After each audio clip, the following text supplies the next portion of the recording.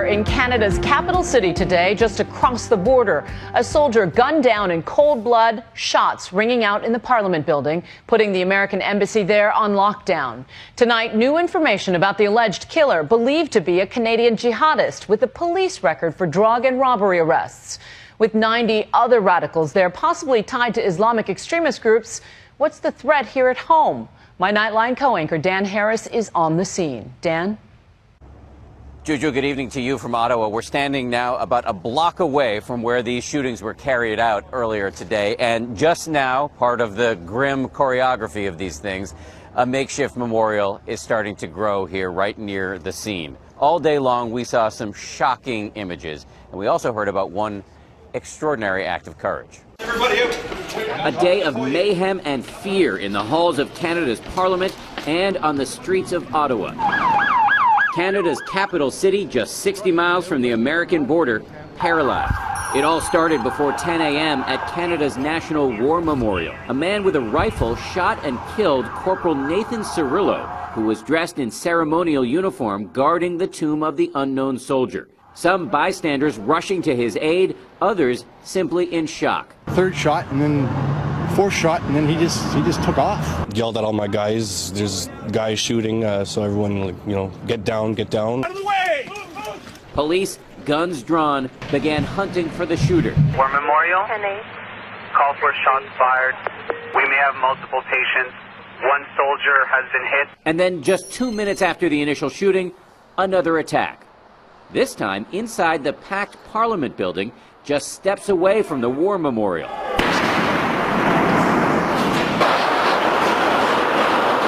Reporter Josh Wingrove holding onto his camera through all of it. So we heard gunshots come up from there, and sort of ducking my head down the hallway, you saw the smoke from gunfire. You could smell it almost instantly. Members of Parliament barricading doorways with chairs and tables. 2 rapid-fire bursts of gunfire were heard just outside our room, and at that point we just barricaded the room. Police swarming rooftops, Here's the wall right now. sweeping the government complex, some workers huddling in the dark, others scrambling to safety. Meanwhile, the Prime Minister, Stephen Harper, who was in the building at the time, was whisked away to an undisclosed location. The rampage in the Parliament building finally ended when Sergeant-at-Arms Kevin Vickers shot and killed the gunman. Lawmakers taking to Twitter to praise Vickers as a hero. As police tried to figure out how many gunmen were on the loose and in how many locations, much of the city went into lockdown, including the heavily fortified U.S. Embassy. For hours, people were ordered off the streets and away from windows as officers swarmed the city center. They went building to building, clearing shops and ushering people to safety. Okay, come on out. Okay, straight down along the side of the building. Hug the building, please. This is an ongoing operation. We are asking members of the public to stay away from the downtown core. The lockdown still in place when we arrived in Ottawa in the late afternoon. You can tell we're in an area that is going through an emergency. We're seeing ambulances, paramedics, and just police all over the place. Most of the streets blocked off. It's going to be hard for us to even get close to the scene at this point. And then, shortly after President Obama weighed in from Washington, D.C., we don't yet have all the information about what motivated the shooting. a major development. We learned the name of the suspected shooter, Canadian Michael Zahaf Bibeau. Sources telling ABC News he was 32 years old, born in Canada, and a recent convert to Islam. Investigators in Canada and America immediately began hunting for clues on the suspect. Today's attack came at a time of heightened alert here in Canada. Just 2 days ago, a man who had been on a terror watch list here and who had boasted of his ties to ISIS targeted 2 Canadian soldiers in Quebec. After laying in wait for 2 hours, he used his car to run the soldiers down, killing one of them and wounding the other. He was shot and killed after flipping his vehicle during a high-speed chase, and this knife was recovered at the scene.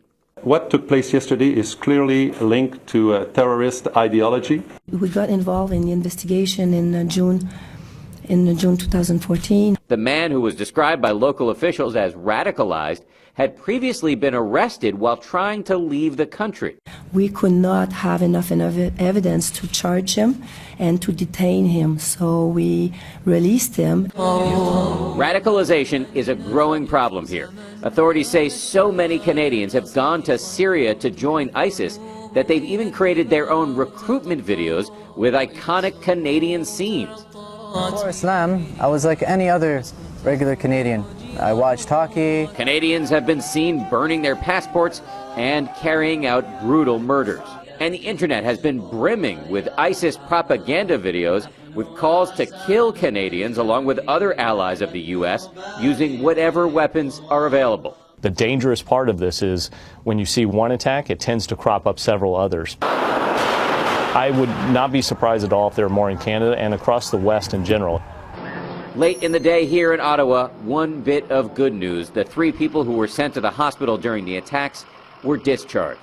For the second time this week, there has been a brutal and violent attack on our soil. Late tonight, the Prime Minister addressed the nation, vowing not to be intimidated, but not answering many of the pressing questions, such as what was Michael Zahaf-Bibeau's motive, and did he act alone? We will learn more about the terrorist and any accomplices he may have had. These are pressing questions for America, too. The violence here in Canada raising new and troubling concerns about the security of our 4,000-mile border to the north, the largest unmilitarized border on Earth.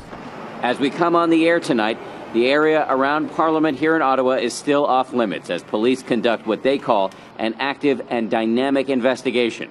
And this country, so new to this kind of violence, is dealing with shock, uncertainty, and some serious soul-searching to come.